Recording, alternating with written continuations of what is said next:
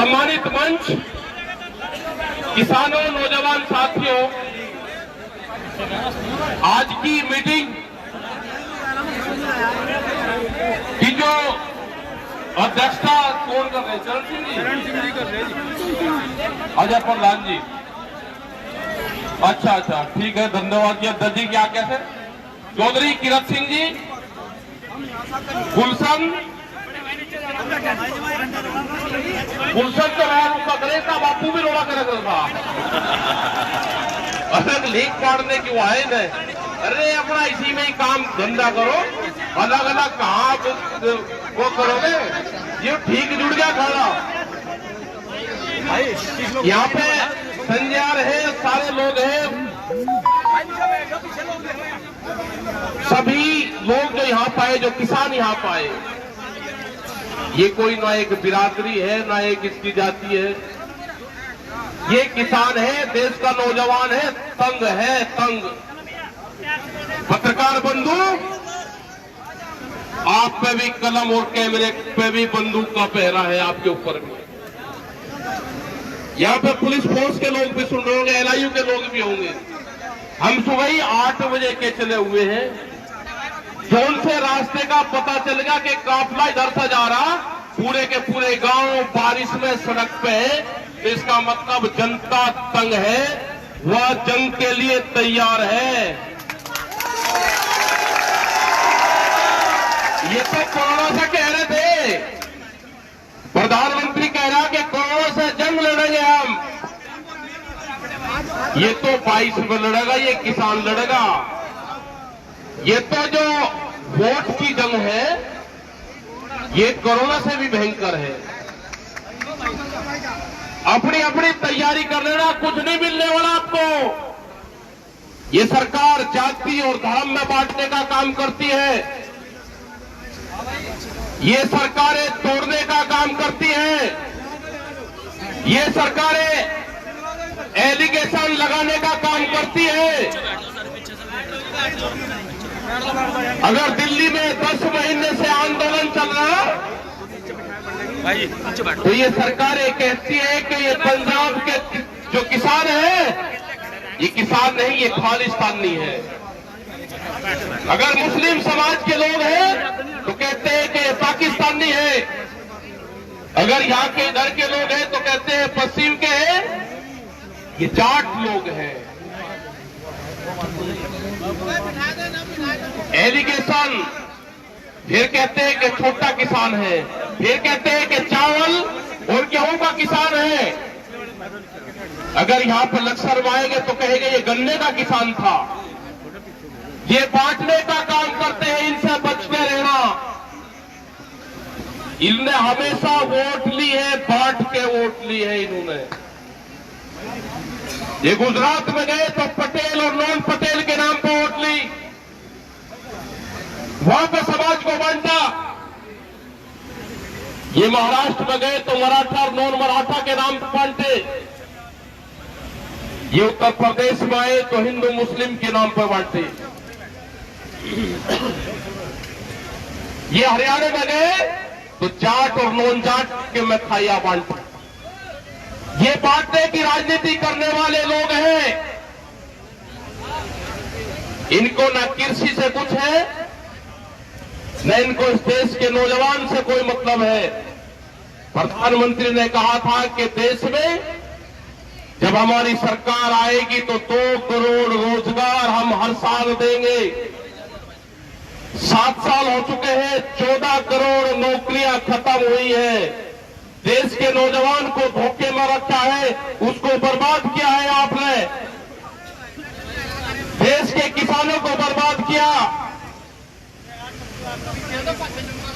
3 काले कानून लेकर आए, किसान से कोई सलाह मशवरा नहीं, कृषि फायदे का सौदा बताते हैं। हिमाचल का किसान जो उसने एग्रीमेंट आज से 11 साल पहले अपने सेव का किया था, एक बाहरी कंपनी आती है अडानी नाम की, तो कहा कि 16 रुपए पर किलो मैं हिमाचल के सेब के रेट गिराऊंगा। ये उत्तराखंड की धरती है, यहां पे भी सेब पैदा होता है। पूरा बर्बाद हो गया है हमारा पूरा पहाड़, प्लान कर रहा है, प्लान नीचे, कोई उनको भाव नहीं मिलता। बहुत बुरी स्थिति है। बड़ी बड़ी कंपनियों का फूड चेन आपके भोजन को छीनना चाहती है, गरीब की रोटी तिजोरी में बंद करना चाहती है, अनाज को कोठियों में बंद करेंगे, वेयर हाउस में बंद करेंगे, अनाज को गोदामों में बंद करेंगे। भूख के आधार पर देश और दुनिया में रोटियों की कीमतें तय होगी कि भूख कितनी लगी है, उसकी कीमतें हम तय करेंगे। जब आपकी फसल आएगी 2 महीने फसलों का रेट कम होगा, अपने गोदाम भरेंगे, उसके बाद में रेट बढ़ाने का काम करेंगे। इनके सर्वे हुए बड़ी बड़ी कंपनी के सर्वे हुआ कि सुनना 17 बार महिलाएं इस्तेमाल करती है एक साल में। उस पर व्यापार नहीं अब होगा, अब व्यापार होगा, रोटियों का व्यापार देश में होगा। उन्होंने कहा कि एक साल में 700 बार भूख लगती है एक आदमी को, इससे बड़ा कोई कारोबार नहीं। रोटी को अपने कब्जे में करो और भूख के आधार पर देश में कीमतें तय करो। उस गरीब आदमी का क्या होगा जो 2 वक्त की रोटी के लिए पूरा दिन मेहनत करता है। आज आप देखो, तेल जो कहानियां निकाल के हम अपने घरों में, जिसको कच्ची कहानी कहते थे, सरसों के तेल की, तो कहा कि खुला हुआ तेल नहीं बिकेगा। ये मेरा जो गांव का, जो शहर का जो दुकानदार है, ये बर्बाद होगा, पैकिंग बजाएगा तो कंपनी का माल बेचना पड़ेगा, रोजगार पूरे खत्म होंगे, पूरा दुकानदार व्यापारी खत्म होगा। अगर किसान बर्बाद होगा तो व्यापारी भी बर्बाद होगा। चौधरी चरण सिंह जी कहते थे कि किसी क्षेत्र को अगर देखना है वो कितना संपन्न है, तो गांव की गलियां नहीं, आप शहर का बाजार देखो। जो लालाजी बैठा हुआ है दुकान पे, उसका गल्ला ठीक है, उसकी दुकान अगर सजी धजी है, लालाजी अगर मजबूत है, कपड़े उसके ठीक है, शीशे का उसका शोकेस बना हुआ है, तो ये देख लेना कि यहाँ का किसान मजबूत है। और जिस क्षेत्र का दुकानदार कमजोर होगा, उस क्षेत्र के रहने वाली जनता भी कमजोर होगी। गांव देखने की जरूरत नहीं, शहर के अपने व्यापारी की दुकान देख लो, उसकी हालात क्या है। ये बर्बाद होंगे सब दुकानदार भी, ये दुकानदार भी बर्बाद होंगे। अगर गन्ने के पैसे दुगने आ जाएंगे, अगर एमएसपी के हमारा माल मिलेगा, हमारा जो पैसा किसान के पास में आएगा, वो सीधा किसान दुकान पर जाएगा, अपना मकान बनाएगा, नई चीज खरीदेगा, कपड़े खरीदेगा, कर्मचारियों को, नौजवानों को उसको रोजगार देगा। लेकिन जब किसान पे ही पैसा नहीं होगा तो व्यापारी भी भूख से मरेगा। ये संघर्ष जारी रहेगा जब तक 3 काले कानून और एमएसपी पे गारंटी नहीं मिलेगी। ये आंदोलन जारी रहेगा। ये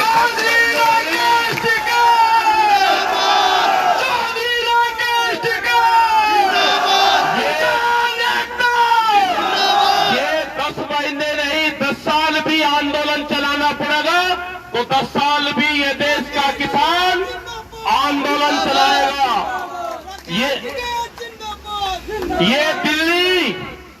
ये दिल्ली कान खोल के सुन ले, 10 महीने से दिल्ली को घेर कर रखा है। आने वाले 10 साल भी घेरनी पड़ी तो 10 साल भी ये किसान घेरेगा। 24 साल संघर्ष करो। ये नारा मत लगाओ बीच में। 10 साल भी लड़ाई लड़नी पड़ी तो 10 साल भी लड़ाई लड़ेंगे। ये किसान न कमजोर था, न किसान कमजोर है और न किसान कमजोर रहेगा। तुम एमएसपी नहीं दोगे, आज अगर किसान अपना धान बेच रहा है तो 1200 रुपया क्विंटल, बिहार में 800 रुपया क्विंटल धान की खरीद होती है, उसको एमएसपी पे बड़े व्यापारी बेचते हैं। धान और गेहूं की 20 से 25% एमएसपी पे खरीद होती है।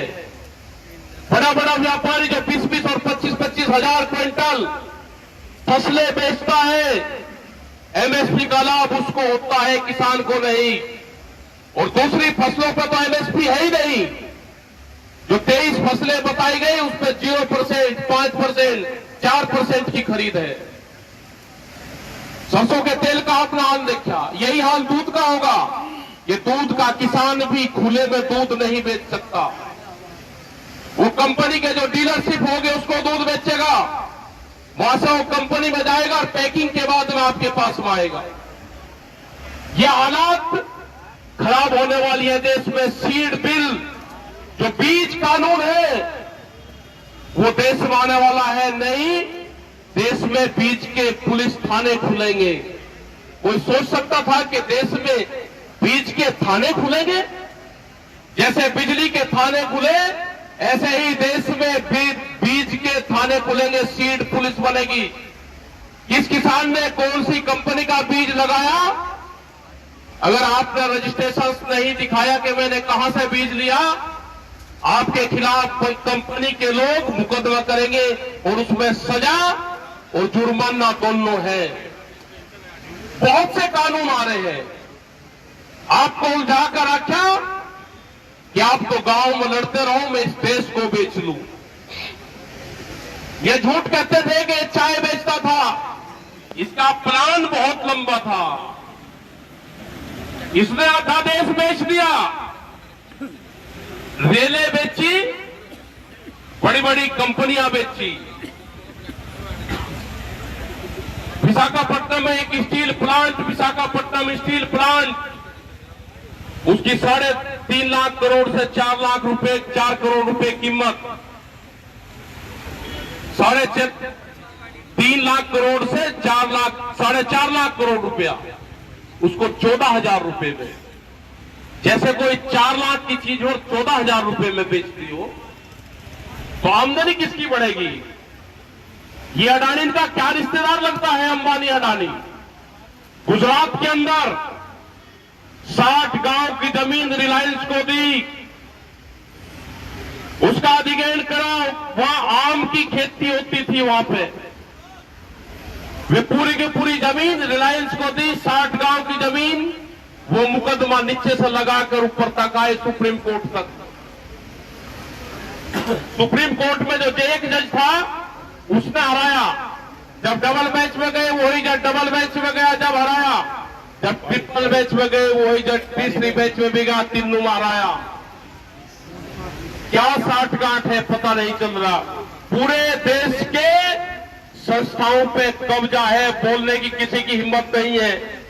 कोई अगर बोलने की कोशिश करता है तो ईडी, सीबीआई ये सब लगा देते हैं। कोई अगर आंदोलन मारने की कोशिश करता है तो उसके खिलाफ पर्चा दर्ज होता है, पर्चा दर्ज।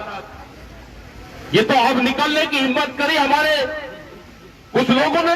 खोल कर दे दो। निकलो, सड़कों पर निकलना पड़ेगा आंदोलन के लिए। ये आंदोलन होगा देश में, सड़कों पे आना पड़ेगा आप लोगों को। अगर आप भी आंदोलन नहीं करें तो आने वाली पीढ़ी आंदोलन नहीं कर सकती। क्या जब ही आंदोलन करोगे जब आपकी जमीनें चली जाएगी? ये किसान क्रेडिट